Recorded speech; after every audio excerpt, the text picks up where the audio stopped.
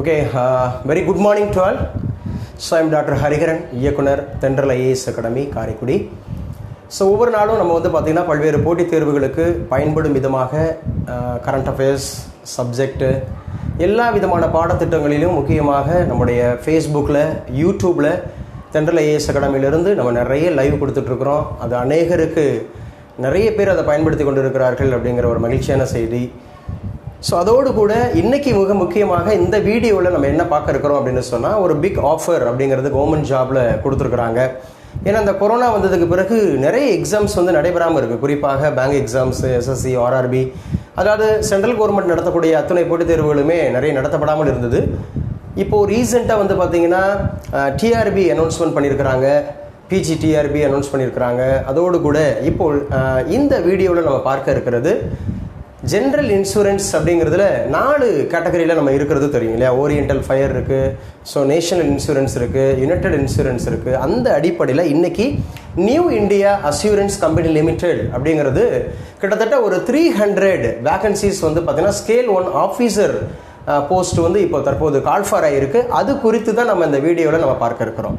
So இது மிக முக்கியமான ஒரு போட்டித் தேர்வு, நல்ல ஒரு சேலரி இருக்கக்கூடிய ஒரு போட்டித் தேர்வு, ஆஃபீஸர் ரேஞ்சில் நடத்தக்கூடிய ஒரு போட்டித் தேர்வு. எனி டிகிரி படிச்சிருந்தாலே போதுமானது, இதுக்கு நம்ம அப்ளை பண்ணலாம். ஸோ வாங்க இந்த வீடியோவில் ரொம்ப முக்கியமாக who can apply, so what are the அந்த மாதிரி இருக்கக்கூடிய ஏஜ் ரிலாக்ஸேஷன் என்ன இருக்குது, எக்ஸாம் ஃபீஸ் என்ன, ஸ்கீம் ஆஃப் எக்ஸாமினேஷன் என்ன, so how to pass in this examination அப்படிங்கிறத குறித்து நம்ம டீட்டெயிலாக பேசலாம். ஸோ அதோடு கூட யூடியூப்லேயும் இது நமக்கு அப்லோட் பண்ணப்படும், நீங்கள் வேண்டியவர்கள் பார்த்து கொள்ளலாம். அதே போல் நமக்கு வந்து டெலகிராம் குரூப்லேயும் நமக்கு வந்து டெய்லி ஈவினிங் வந்து 8 o'clockலேருந்து 9:30 வரைக்கும் 1.5 hours அன்னைக்குள்ள கரண்ட் அஃபேர்ஸ், இம்பார்ட்டன்ட் டாபிக்ஸ், எல்லா விதமான போட்டித் தேர்வுகளுக்கும் பயன்படும் விதமாக நம்ம வந்து டெலகிராம் குரூப்பில் தினந்தோறும் 1.5 மணி நேரம் அப்படிங்கிறது நம்ம டிஸ்கஸ் பண்ணிகிட்ருக்கோம். ஸோ வேணும் என்கிறவர்கள் அதை வந்து நீங்கள் பார்த்துக்கொள்ளலாம்.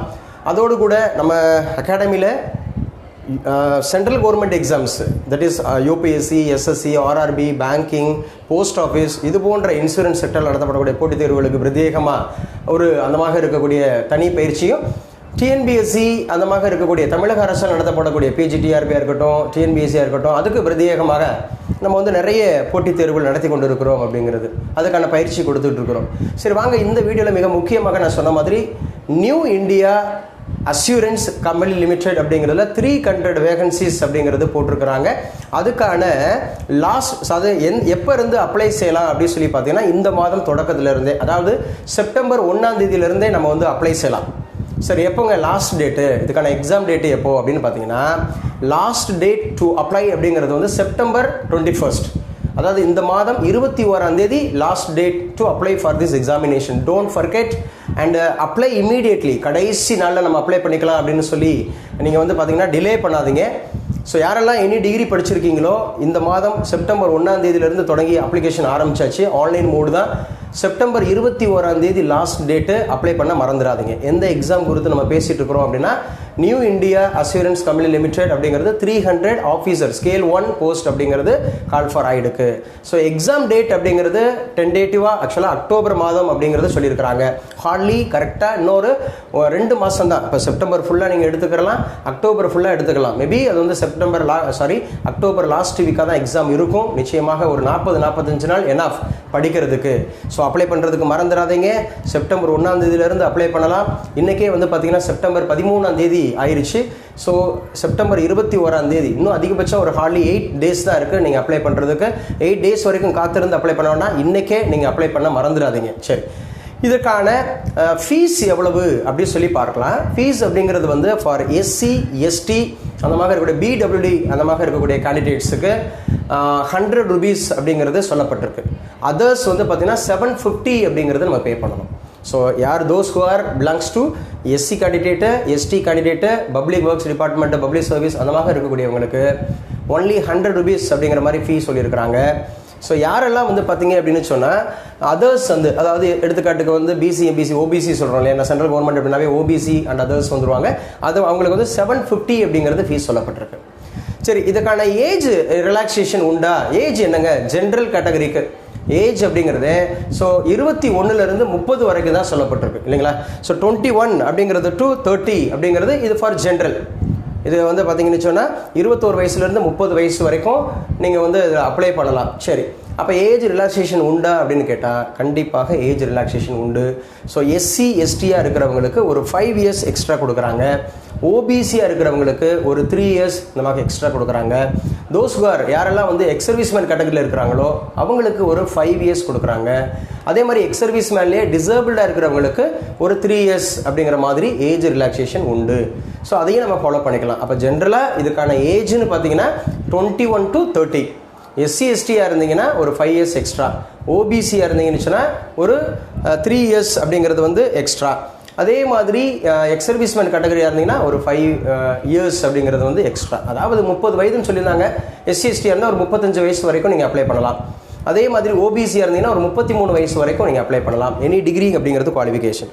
எக்ஸாம் டேட்டு சொல்லியாச்சு, அக்டோபர் மாதம் கண்டிப்பாக லாஸ்ட் வீக்காக தான் இருக்கும்.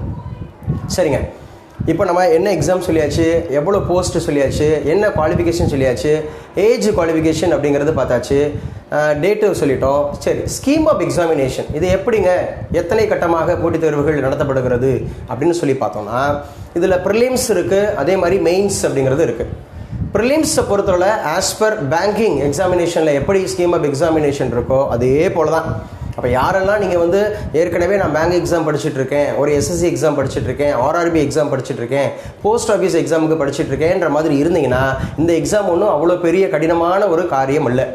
கண்டிப்பாக ஸ்கீம் ஆஃப் எக்ஸாமினேஷன் ப்ரிலிம்ஸை பொறுத்தவரை 60 மினிட்ஸில் 60 நிமிஷத்தில் நீங்கள் கிட்டத்தட்ட 100 கேள்விகள் அடிக்கணும். ஸோ 100 கேள்விகள் எப்படி வரும்? நாம் ஏற்கனவே சொல்லியிருக்கோம், ஐபிபிஎஸ்சில் பேங்க்லாம் வந்து பார்த்தீங்கன்னா ஆப்டிடியூட்லேருந்து ஒரு 35 கேள்வி கேட்பாங்க, ரீசனிங்லேருந்து ஒரு 35 கேள்வி கேட்பாங்க, இங்கிலீஷ்லேருந்து ஒரு 30 கேள்விகள் கேட்பாங்க. அதே தான் இங்கேயும் கொடுத்துருக்குறாங்க. ஆப்டிடியூட்லேருந்து 35 கேள்விகள், ரீசனிங்லேருந்து ஒரு 35 கேள்விகள், அதோடு கூட இங்கிலீஷ்லேருந்து ஒரு 30 கேள்விகள் அப்படிங்கிறது டோட்டலாக 60 நிமிஷத்தில் 100 கேள்வி அடிக்கணும். இதுதான் ப்ரிலிம்ஸோட சிலபஸ் ஃபார் இந்த new India assurance company limited அப்படிங்கிறதுக்கும். சரி, அடுத்து இது மெயின்ஸ் இருக்கா சார் அப்படின்னு கேட்டால் நிச்சயமாக மெயின்ஸ் இருக்குது.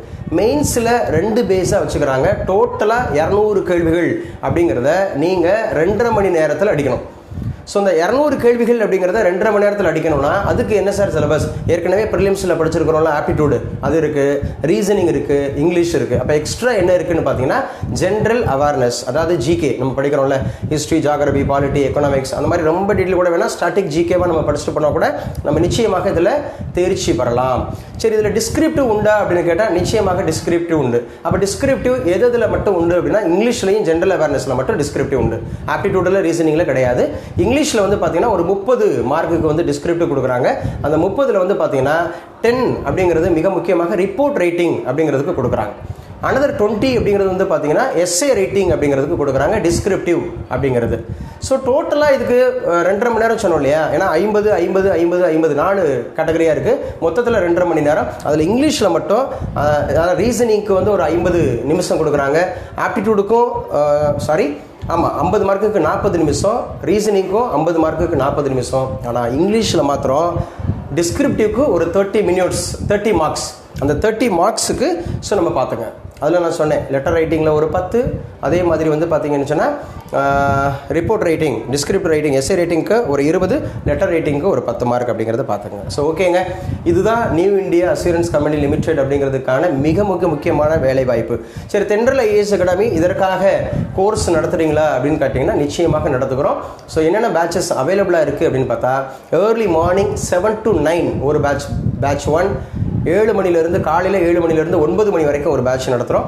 அதுக்கப்புறம் 10 மணிலேருந்து 12 மணி வரைக்கும் ஒரு பேட்ச் நடத்துகிறோம்.